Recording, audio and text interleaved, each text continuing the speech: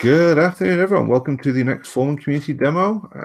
It's not a very nice day here, to be honest. I know I seem to have gotten into this habit of starting with a weather report at every demo now. I'm not quite sure how I fell into this habit, but it's pretty horrible here today, to be honest. So, proper Scottish summer. Today, however, I'm going to shut up right away because it's a busy demo today. We've got a full schedule for you. The usual reminders to begin with: up your quality settings in that little settings menu in the bottom right hand corner, since it's quite often not good enough for viewing the text from the various presenters. And if you want to come chat with us, there is YouTube Live, and there is also our IRC channel. Please be aware that due to the ongoing spam attacks on Freenode, we have had to set our channel such that you have to be registered with Freenode in order to talk. You can join the channel and see what people are saying, but you cannot speak until you have authenticated with Nixserve. So you will have to go through that process if you want to talk with us at the moment. We do apologize, but the spam levels on Freenode and other IRC networks at the moment are absolutely insane. Every time we try and turn it off, we just get hundreds of lines of spam. So for now, that is the case, and you will have to be authenticated in order to talk. There's not a lot we can do about it. Okay, so the agenda for today, a couple of updates for you from the community side. There's a lot of Catella content, a couple of other bits and pieces, some documentation, some bash completion. There's going to be some fun things there. And 119 RC3 is out this week. It's probably the last release candidate from what I'm hearing. I say probably because we do this all the time, and then suddenly it turns out that there was a bug and we have to do another one. But all being well, this will be the last release candidate, so 119 will be out soon. So if you haven't already tested it and there's something you care about that you want to check, then please go and test it and tell us how you find it. Upcoming events, the usual summary. So FrostCon is on this weekend. So if you want to meet up with the ATIX crowd, who are going to be hosting a Foreman booth at FrostCon, then please do drop by and say hi to them for us. They'll have some swag, and I believe there's some talks as well. So go check it out. And then I've had some talks confirmed for Open Source Summit Edinburgh in October. My talks are actually more community focused. They're not really about Foreman, but it means I'll be there. So if you want to come chat with me, then I will be in Edinburgh for those few days. And there's going to be a lot of Red Hat people there as well. Big presence for quite a lot of the projects. So there's going to be a big Red Hat booth, and you'll probably find me hanging around there. Okay, so I'm going to jump straight into our presenters because, as I say, we have a lot to cover today. So straight to Tomasz. New documentation, Tomasz? Hello, yes, I'm sharing my Chromium now. So you should be able to see my my browser by now. Yep. To give you some context, a couple of weeks ago, I gave a presentation to my colleagues in Brno about the JavaScript stack that we have in Foreman nowadays, and how we handle new codes and what all new libraries that we use. And I created slides for that in Markdown because I felt that it would be valuable for the others. And then after this training, I turned it into a documentation that I put into the Storybook. For those that don't know Storybooks, it's essentially a playground for React applications or for React components with some features that allow you to play with the components' properties, and it's for presenting the components and how we can use them. So I extended this to be able to display the Markdown files and edit all the info that you need for setting up your development environment and to use such components from plugins. So what you can find there is, as I said, the development setup, a bit more details about how we structure the files and folders in the Foreman project, also with some info about legacy stuff that we still take together with us and are slowly getting rid of. There's quite useful information about what you need to add your own component, where to put it, and so on. A bit more info about how to translate your JavaScript bits, and most importantly, info about how you can reuse this stuff in plugins. There are several ways. The documentation mentioned how you can mount it into your ERB templates, how you can reuse the code in your Webpack stack, and how to configure actually Webpack in your plugin, and what to do when it goes wrong. So as I've said, storybooks are a playground for React, and we took the benefit of that, and we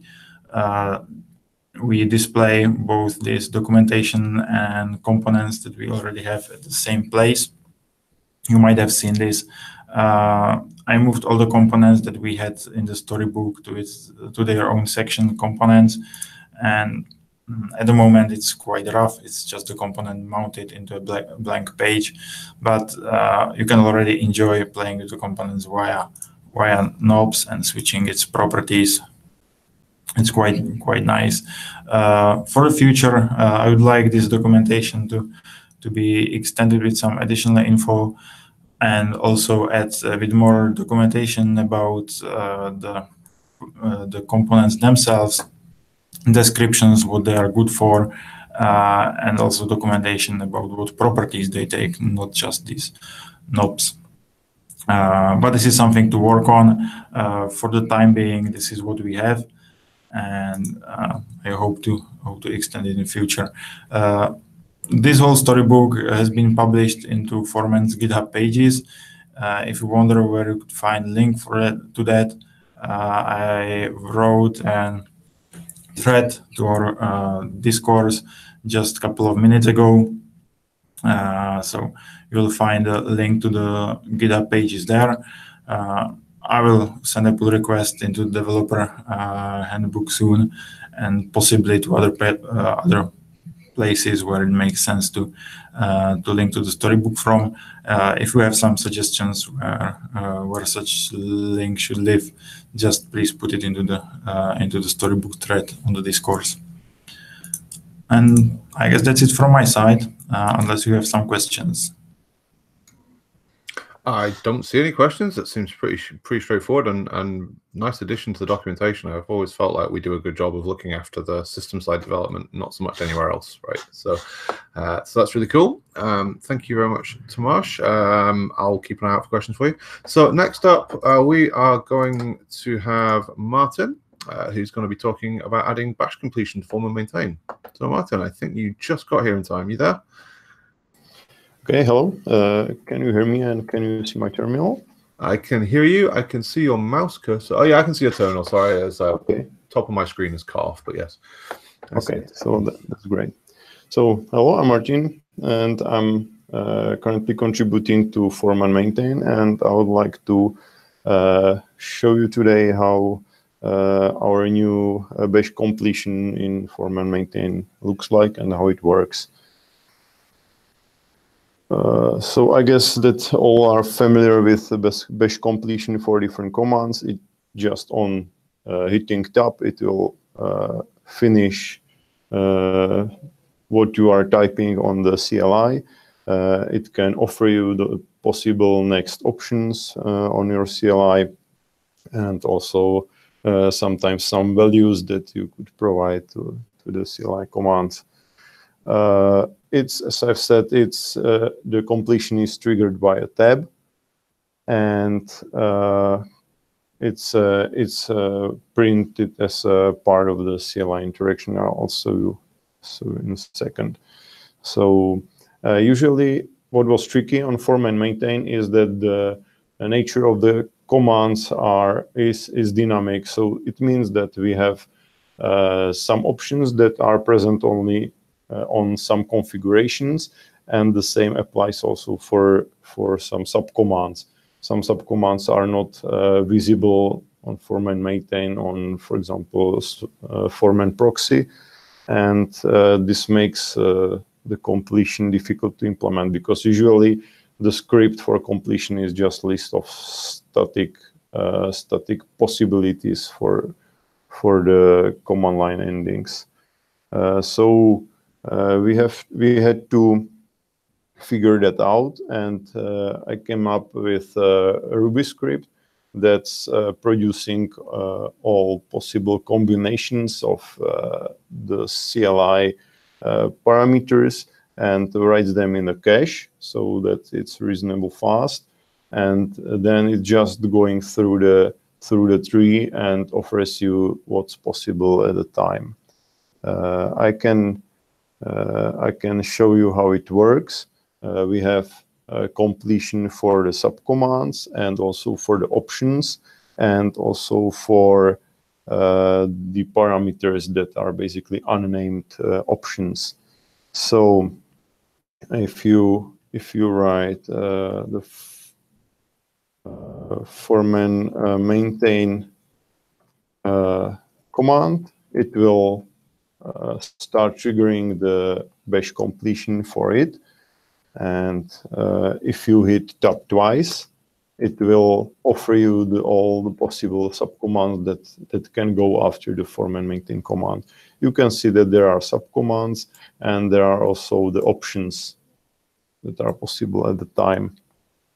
If you start typing some command, for example, I type B and hit tab, it will finish the possible endings, which is the backup was only option, so it filled for me up into the command line. If we want to finish the values, we can, for example, start typing the option and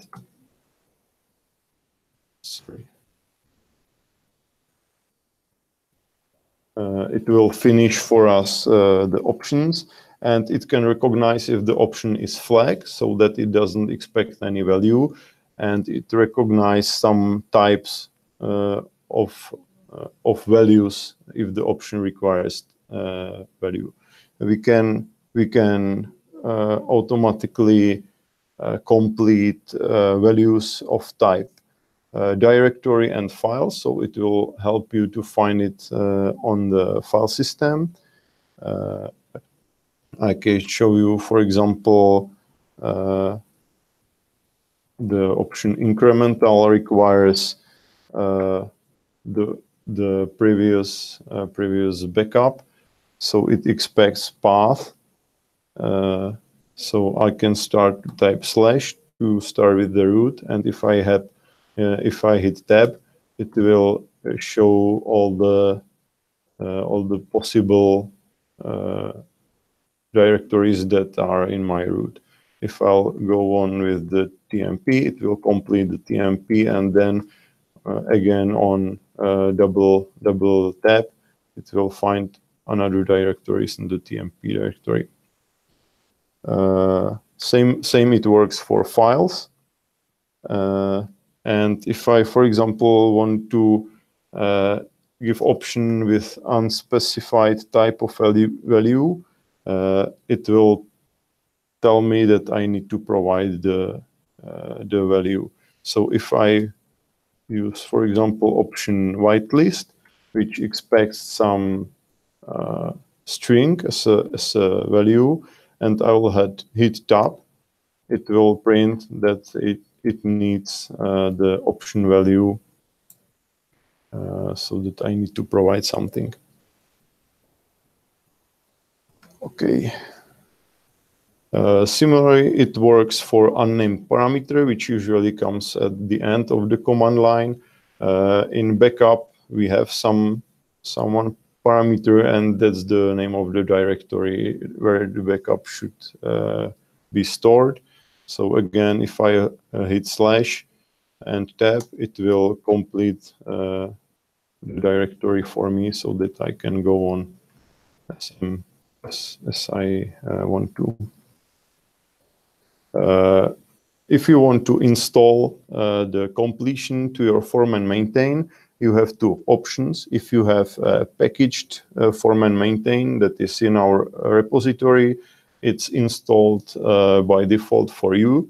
And if you use development setup of Foreman maintain, you need to source the Foreman maintain complete file that is in the config directory in the project. Make sure that the path to the completion script that's in there lies within your system path, so that the tool is found. And that's about it. Are there any questions or comments? Very cool. Quick question. Hammer next?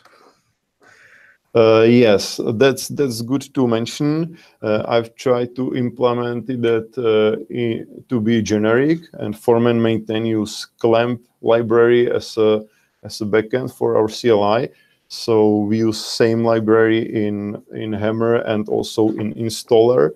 So my plan is, if this proof itself in the live use, that we could put it in separate gem and add it also to Hammer and maybe into installer. I think it'd be very good. I think it'd be very good in Hammer. I think the installer might get a little bit out of hand. Yeah. But worth a try, worth a try. Okay, well, thanks very much, Martin. We're going to roll on because we don't have a lot of time today, and I don't see any other questions just now anyway, so that's great. Okay, so we're going to move on, and it's going to be Andrew up next. Seeding Catella. We're not talking about plants here, are we, Andrew? Thanks, Greg. No, we're obviously not. Tell us about that. Plants. So yeah, this is obviously for creating data in Catella or Foreman. Obviously, we're going to be using Foreman Ansible modules, which is a project that we've talked about in demos in the past. So let's get started. By the way, I'm a co-think on Foreman dev, so I'm also Eastern time. So if you have any questions, either today or at any point about Foreman Ansible modules, please feel free to reach out to me. So we're going to start with a blank system. I'll just show you really quick. Obviously, no Red Hat subscriptions. This is a fresh 3.7 box of Catella. So as you can see, there's no manifest imported. Never has been. No Red Hat repositories, obviously. We don't have a manifest. We're also going to be creating some custom products here and also a sync plan. So again, as I mentioned, we'll be using Foreman Ansible modules. If you haven't looked at this repo, I do recommend checking it out if you're at all interested in using Ansible in your infrastructure. It's pretty feature complete. There are definitely still some things, issues to work through and stuff. So if you're interested in learning more about how to write Ansible modules and you want to use this with your Foreman instance, this would be a great place to look as well. So all of the modules for all the resources in Foreman and Catella are under the modules directory in Foreman Ansible modules. So as you can see here, there are a bunch, and I'll show you one of them. Let's just look at Foreman organization. So in Ansible modules, a lot of times it's the standard to put the documentation in the module itself. This will get printed out nicely on the web once it's published in Ansible. So as you can see here, it shows author information, description about what it does, and it also shows you the options. As you can see, organization modules, pretty simple. You can provide the name and a label, and then the state, which is also pretty common in Ansible, whether it's present or should be absent. And it also contains examples. So make sure you look at these, you know, the documentation in the modules. If you're planning to use one of these modules, it can be very helpful. So what I'll be using for actually seeding is my own personal seed repository, but it's very simple. It only has a few files in it, and it's just kind of a convenience repository. But it is public, obviously, and you can kind of look at what I'm doing here if you want to after the fact. But I'll go through it.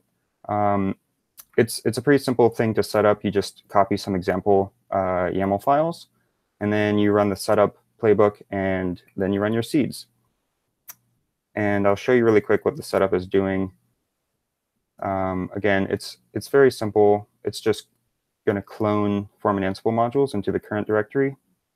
And then we'll install the Foreman Ansible modules requirements.txt dependency.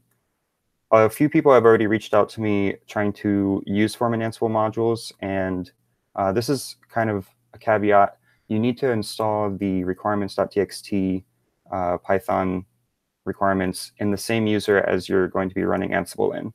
So for me, I'm using my user space user, then I need to install requirements with -- user, as you can see here in the setup YAML. Here's the seed example.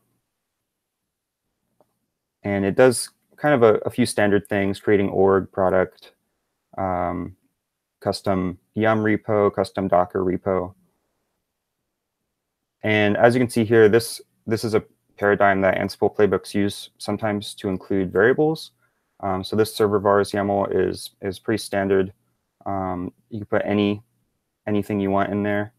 As you can see, we're using it, or I'm using it for the server URL, because like all the modules need that variable, as well as the authentication details. And also, if you're going to upload a manifest, you can use this file, for instance, to define that path. So yeah, this is the actual seeds on my local computer. And here's the server vars. Again, this is a 3.7 box. And as you can see, I use this for a lot of different development circumstances. It's very helpful. I basically use this once a day, because we have to bring up boxes and test whether something is working or not. So this can be very helpful. And there's my manifest path as well. And this is the local path, the same box that Ansible is running on, so not the box that Foreman is running on. And as you can see, the seeds that I've copied over from the examples, they're very similar to that example file. So let's run it. When you run something in Ansible, it'll tell you if the thing was changed or not. And this is because Ansible is trying to be idempotent. So if it already exists, it shouldn't try to create it. Most of the modules are idempotent. I'll tell you that the manifest upload is currently not idempotent, and that's for technical reasons. It's kind of hard to support right now without changes in Catello. So as you can see, we didn't create the default org because it's already there. And the product was created, the yum repository was created, the Docker repository was created. Currently uploading the manifest and enabling Red Hat repositories.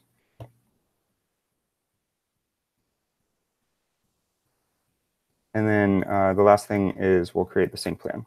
We'll add all of our products to the sync plan. So as you can see, the summary, if you're familiar with Ansible, this should look familiar to you. We had 9 tasks, and 6 of them changed something. You can also get more information if you pass -v to Ansible Playbook, which can be very helpful.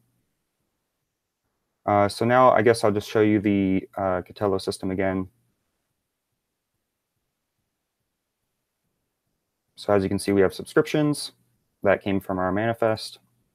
Here's the manifest that got imported. I'll show you the Red Hat repository that we enabled, Rel 7 server. And the products, we have our custom product, and it has 2 custom repos in it. We have a Docker repo and a yum repo. And you can also sync repos with Foreman Ansible modules. I just chose not to for this demo. Obviously, that one is not an idempotent action. So the last thing I'll show you is the sync plan. And so it's our 1 sync plan weekly with our 2 products in it. And the last thing for this demo I'll show you is, let's just rerun the seeds. I've been talking about idempotency, so let's see this in action. You should be able to rerun your playbook. Nothing has changed. So again, as I said, the manifest is not idempotent, so it does try to upload, and it does report that as a change. And I'll show you what that looks like in Catello after this is finished. Luckily, Catello handles this case, so it won't, if you try to upload a manifest twice, it'll just say that it's the same.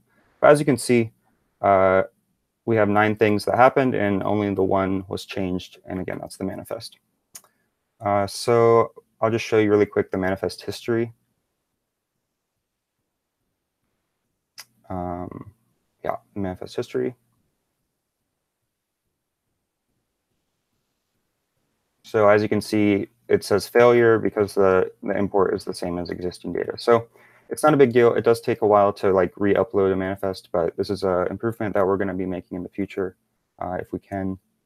And I'll just quickly show you the products. You know, we still have just the one custom product. We just have the 2 repos. You know, none of this stuff was recreated, so we don't have any duplicate records or anything like that. And here's our one, you know, sync plan with our 2 products in it, like we had before. So I think that's it. Again, I'm Andrew, and you can find me at acofink on the Foreman Dev if you have any questions. So that's it. Back to you, Greg. Cool. That's really nice. Just to confirm my understanding, I saw a lot of stuff in that directory. Presumably there's seeds there for core Foreman stuff as well, you know, subnets, domains, this kind of thing. Yes, that's true. Those modules can be used however you want. So you define your own seeds, but the modules support individual resources in Foreman. So yes, cool. You know, domains, operating systems. Because that comes up from time to time for people wanting to seed their own instances, but also on top of that, from a testing point of view, the number of times I've had to write scripts for the Rails console to go and generate 500 hosts so I can have a system that looks like it's actually doing something, right? Much easier to generate YAML files. So yes, indeed. So yeah, that seems useful. Okay, and yeah, that's all cool. So we're going to move on to Samir, I think, who's going to tell us about recurring sync plans, I think. You there, Samir? You're muted. There you are. Hey. Yeah, so if you can hear me well and see my screen, I'll go get started. Okay. Yeah, so I'm going to demo how we have migrated sync plans to recurring logics. And I'll start with some context around this.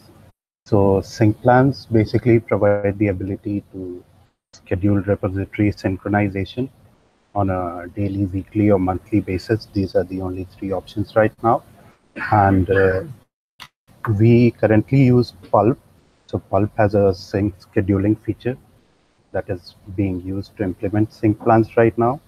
So these are the 3 steps that happen when you create a sync plan in Ketelo.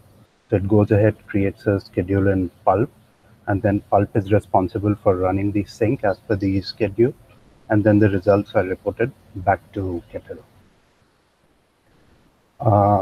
So now we need to migrate from the Pulp scheduling to Foreman tasks recurring logic because Pulp 3 will no longer support scheduling tasks natively.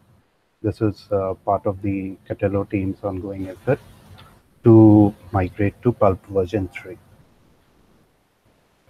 Okay, so why we have chosen recurring logic is because Foreman tasks has an easy to implement scheduling feature available, which is very easy to integrate. Also, Dynflow tasks is very familiar within the Foreman Ketelo universe. Okay, so for all the existing sync plans that users might have, we have a rake task, which you can find here. If you run this, all your existing sync plans will be migrating to the new recurring logic. And this will be part of the 3.9 upgrade tasks as well. Okay, so I have a demo here, and I'll also talk over it as it goes along.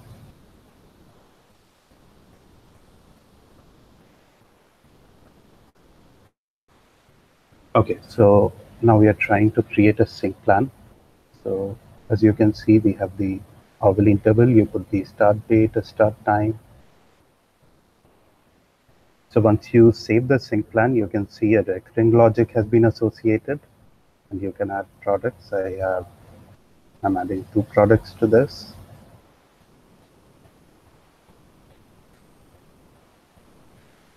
Okay, so as you see, there's one recurring logic that has been associated to it. You can go take a look at the recurring logic from Monitor or click on this link.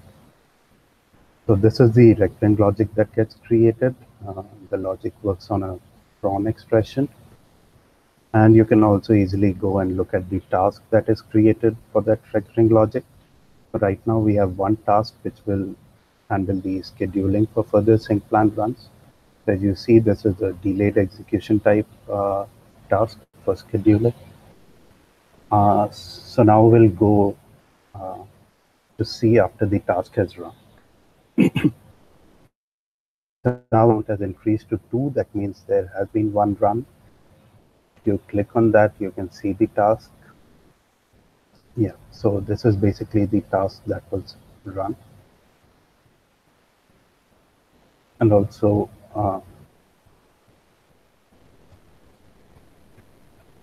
if you go inside the task, you can go to subtasks and see which repositories actually sync. These are child tasks of the parent task. And also, if you go to the schedule task, it will show you that the next sync plan has been scheduled to run. Okay, so now we'll try to modify the sync plan. So I'm trying to change the interval here. So once you do that, you'll see that the recurring logic has basically changed, and the next sync will also be reflected accordingly. So now if you go to the recurring logic,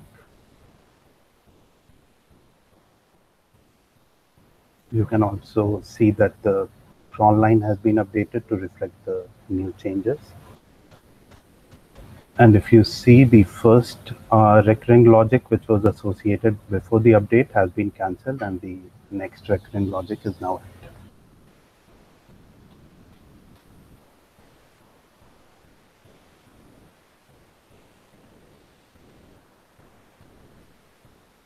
Also, you can see the scheduling task which has been created for the updated recurring logic. So you can also enable and disable the sync plans. And once you do that, the recurring logic which was associated with will show you the state disabled.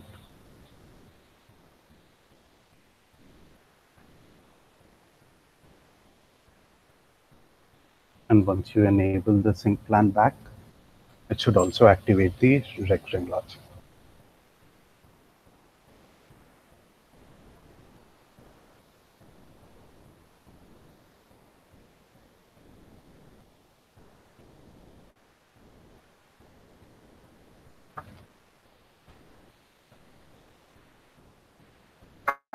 Okay.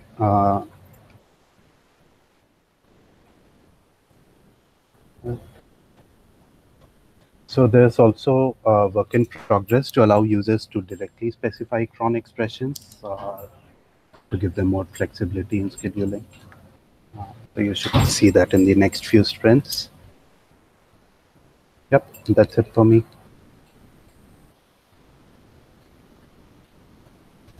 All right, fantastic. I was just about to ask whether you can specify cron strings directly, because otherwise having that string there in the output is kind of pointless, right? Because you can see the next occurrence separately, and then to have the cron lines all seems pointless. But if you're planning to allow it to be editable, then that makes a lot of sense. So that's cool, and that was indeed a question from Bernard as well. So so you've already answered it. Well done. Okay, so next up we're going to go to Chris and Chris. And we're gonna talk about content views. Which of you is presenting? I'll be presenting first, and then we're gonna cut over to Chris Roberts. Okay, right. All right. Well, I'm on you, so away you go. All right, cool. So yeah, we're gonna be presenting about improvements in the import-export process, specifically around content views. So for those of you that don't know already, basically you use the import-export process when you have one Catello that can access the internet, and then you have another Catello that can't access the internet, and then you want to get your content from Catello A to Catello B. So I'm going to share my screen just for a second. And then you should be seeing my screen now. And then I just have one slide, and then we're going to cut over to Chris Roberts. So like I said, the improvements that we've made that we're working on still. So this code was still in progress. It's not committed yet. We wanted to show the demo and then get a round of feedback. So that way when we continue, we can incorporate the feedback.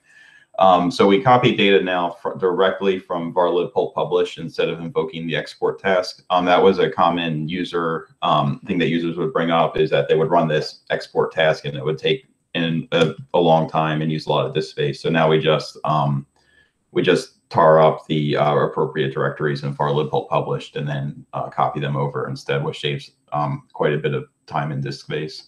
Also, content view versions now can be republished on a different Catello, which is what we'll be demoing. Also, we've kind of reworked the way things work a little bit to make the import-export process, it integrates better with automation. So we're going to be doing this in Hammer, and then also be making commits to Foreman Ansible modules, which is what Andrew demoed earlier, to do like a lot of the setup and then the actual copying. And then finally, we actually generate a JSON file now with metadata, and then that metadata describes the content view version. So if you want it, even if you weren't an import-export user, you could use that JSON file to create your own, to find your own content view versions, and then if you wanted to, you can maintain them like that. So at this point, I'm going to cut it over to Chris Roberts, who's going to be demoing one of the pieces related to the content view version work, which is being able to define the versions on the content view during publish. So I'm going to unshare now. All right, let me share my screen here. All right.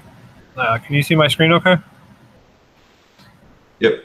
Okay. That's fine. So right now we have, obviously you're familiar with the content view. Basically, it's a collection of repos and Puppet modules and so forth. So right now, our typical workflow is we go into a content view, we add it, add repos, we publish a version, and the version increments. So we go 1, 2, 3, 4. And if we do an incremental update where we add a small package or so forth, we can do like 2.1 or so forth. But there's no way to say, hey, I want version 10 for some reason. So what I want to do is I want to actually show you a live demo of that. So let me go to it and hope, pray to the demo gods that everything works. So I've got my Catello instance running right here. And I'm going to go ahead and fire off a command here. Basically, all I'm saying is I'm going to go to my content view version 3, and I'm going to publish. And you'll notice the two different things I'm throwing in, major and minor. Now, when you do use this, both versions, both of those parameters have to be passed together. Otherwise, it will not function. But basically here we can say I want version 8 and I want minor to be version 1. What I'm going to do is I'm going to go ahead and fire that off. I'm going to switch back over to my Catello. And we can see that Dynaflow is running and all the content view publish related tasks and so forth, the steps are running. So we'll just give that a moment to go through. And then what I'll do is I'll refresh the web UI piece so that you can see the overridden version. So it looks like we're all done with Dynaflow. So let me go ahead and you can see here that I've got my I got the JSON back, showing that everything. I've got content view version and so forth. So let me go back to the web UI here, and I will refresh this.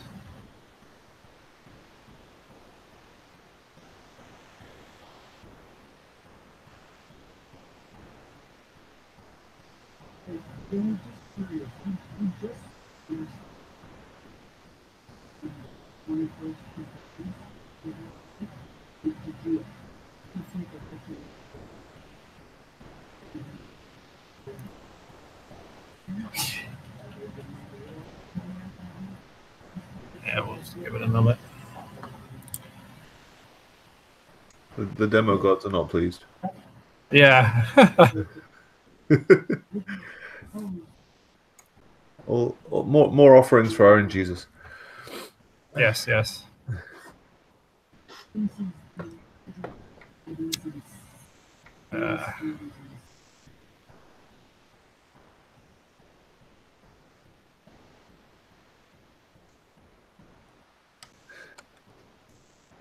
So while we're waiting for that, let's fill a Yeah. little. You Sure. mentioned.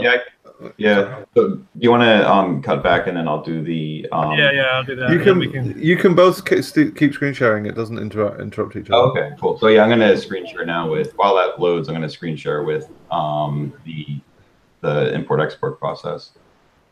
Let me load that up. So right now you should be seeing a terminal. Mm-hmm. So actually, let me switch to a browser. Oh, I got logged out.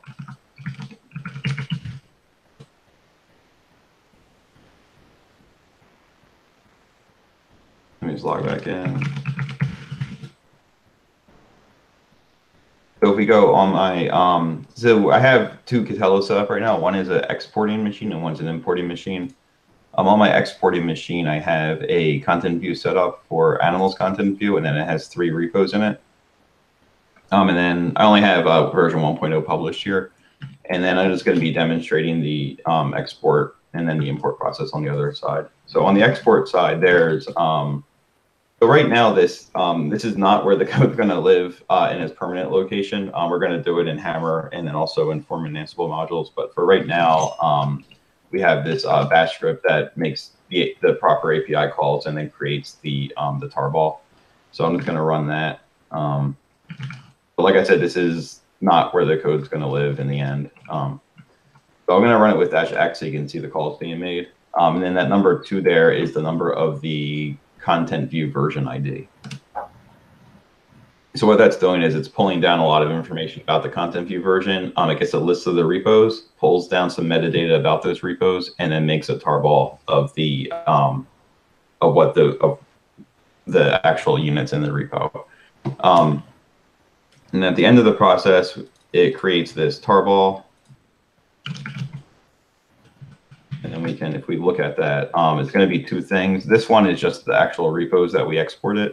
And then this other one is that JSON that I was referring to earlier. So that's basically all there is to it, to the export. And then on the importing side, I'll show you what that JSON looks like. So you can see it has the CV name, the major and minor, which is the part that that Chris Roberts did, where we can actually set the versions on that. And then it has a list of repositories. Each repository has its label, some other information like where to access it on disk and stuff like that, and then a list of the packages as well. And then when we sync this, so what's going to happen is I'm going to run the import script. It's going to sync these repos in the library, and then it's going to publish a content view using that package list. So another advantage of this over the way it worked before was that the content view, you can just kind of throw everything in the library, and then you don't have to do the mirror on sync anymore because we have this package list now. So the package list defines what's in there, so you're not having to define it via the repo contents and having to use mirror on sync. So I'm just going to run that real fast. And actually, before I run that, I almost forgot on my importing side. You can see I already have a couple of them defined. So I'm going to bump the number on that into JSON. So I'll call it like version 10 for the major, let's say. And like I said, the only reason for that is because I've done imports already. I don't want it to conflict. What it's doing is it's actually syncing. It extracts that tarball, syncs from on disk. You can see this file // directory, and then it will give it 1 second. Oh, there, yeah. And then you can see now it's syncing the 3rd repo right now. This should only take a few seconds. But you say that, but that happened to Chris as well.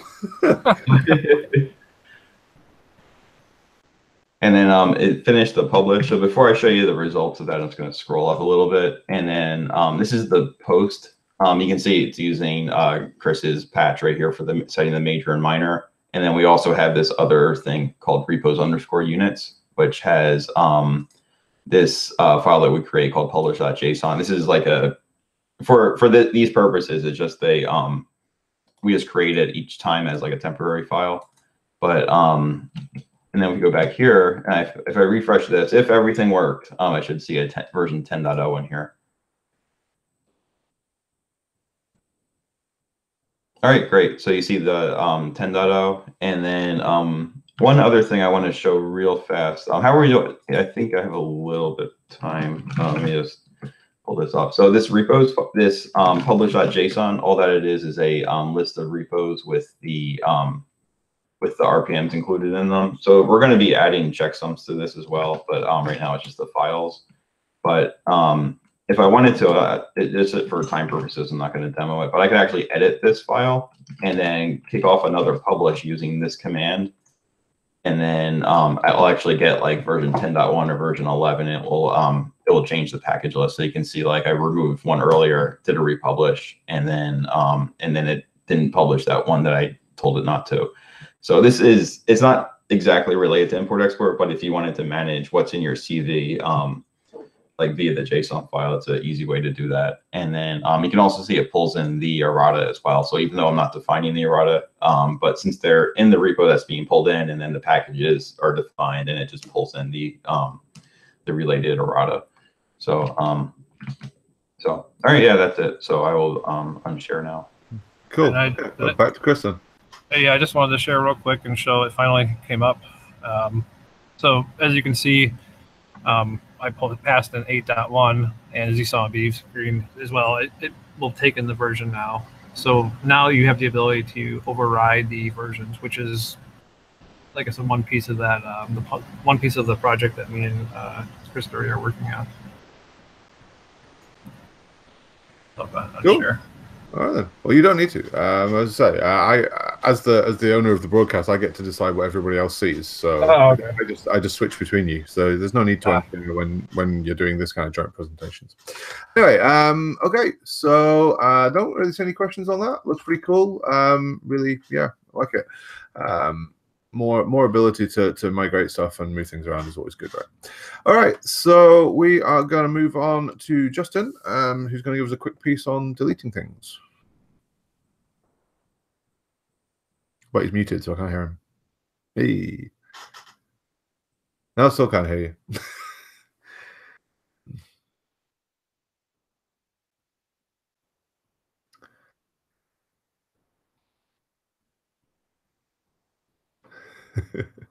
Let's try that. Is it I can see your pulse audio stuff, but I can't actually hear you, which is very strange.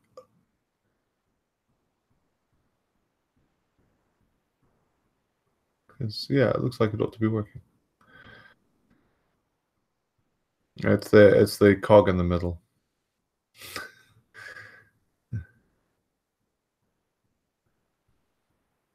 Hello. Hey, there we go. All right. I'm not sure why the default value didn't work when this. I know, pulse audio. Well, anyway. All right. So I'm here today to talk about a kind of feature now in Catello. And this is in master nightly, when nightly is publishing. Recently, we actually added the ability to insert lifecycle environments within a path. So like here we have test, stage, and production. And if we wanted to insert something between stage and production, you can do that. So we could do stage 2. But you still couldn't delete environments within a path. So if I wanted to delete the stage 2, I would have to first delete production and then stage 2. But now we actually allow you to remove a lifecycle environment within the path.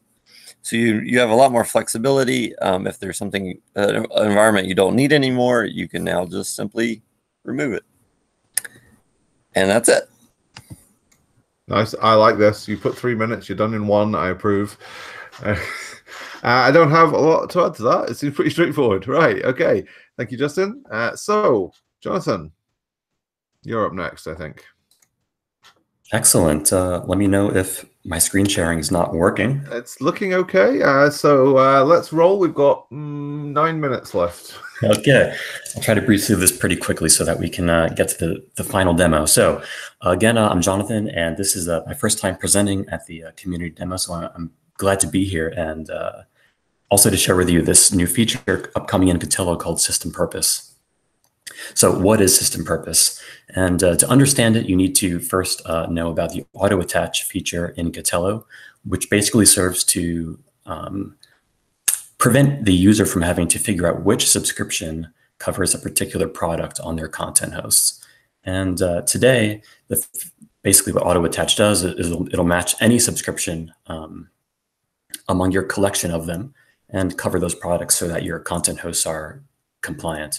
And I'm primarily talking about Red Hat products, which have been provided through your Red Hat manifest.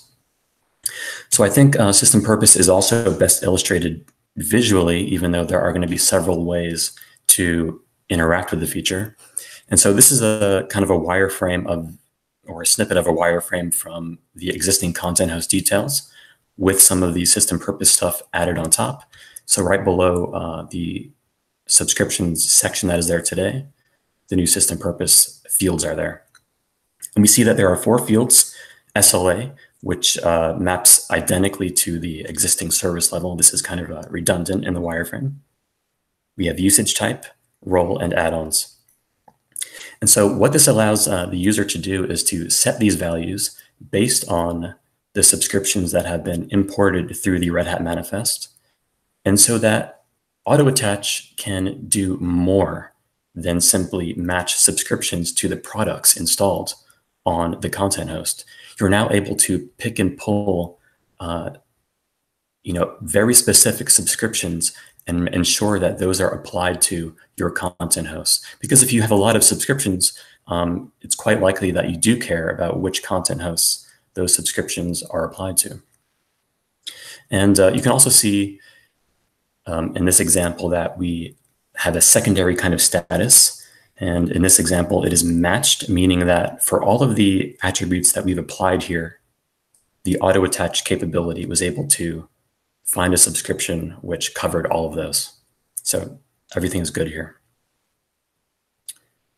In this next slide, we see that there is a mismatch, and we see that, oh, unfortunately, we weren't able to find a subscription to auto attach which covered the usage type of disaster recovery here. But it's not the end of the world. Auto attach's primary function is still to cover the product installed, and it has done that. However, it simply wasn't able to find a subscription that had disaster recovery. So there are ways to resolve that. Maybe it has been set incorrectly, so on and so forth. And there will be other ways to interact with system purposes as well. For example, there are going to be command line tools. Subscription Manager is going to be enhanced to understand system purpose. There will actually be a separate command line tool called Purpose CLI. And we also plan to support other paths such as activation keys and provisioning, so that at the time of provisioning, you're able to set the system purpose attributes and kind of set it and forget it. I know we're short on time here, so I'm just kind of breezing through this. We're still very early in the development phases of this feature, so it's a great time to get involved and influence the direction of it. There's an RFC out in our community, which goes into what I've explained here and quite a bit in much more detail. It also links to all of the open issues to track the work related to the feature. There is a pull request open that is likely going to be merged very soon to set up some of the initial data model. I invite you to take a look at that if you're interested in the technical details of it. And of course, you can contact me directly on IRC. I'm JTerrell on Freenode, or you can email me at jterrell@redhat.com. Thank you so much.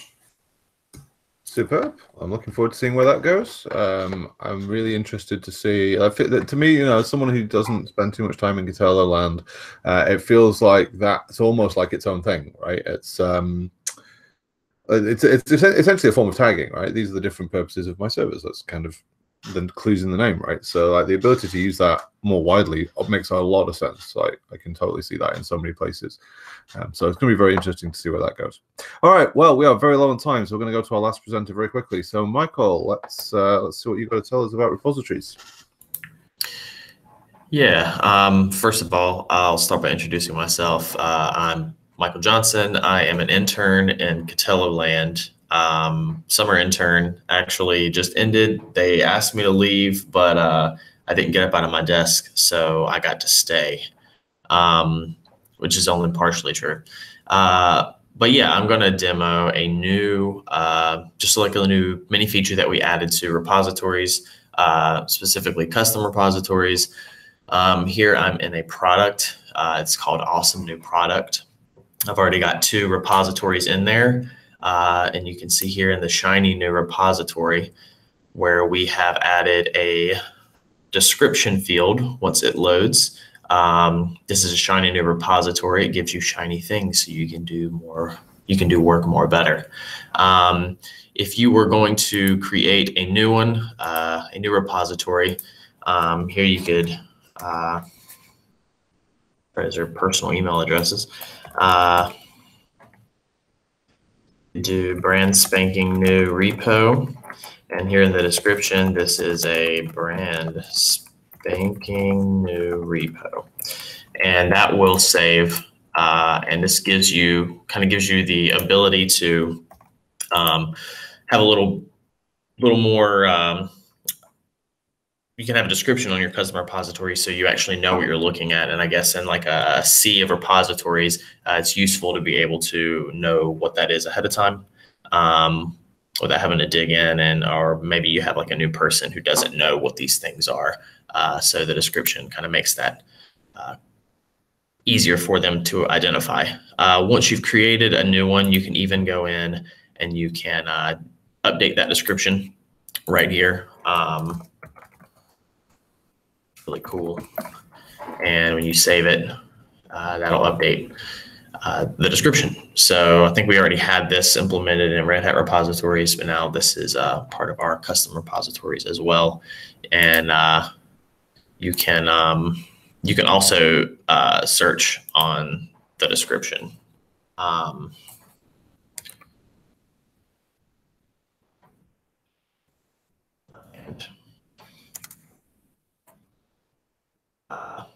Yeah, I'm not didn't refresh myself on exactly how to do that. I'm fairly new at this, so I'm kind of like you need a tilde. You need an operator, so it's description and then tilde and then cool. Okay.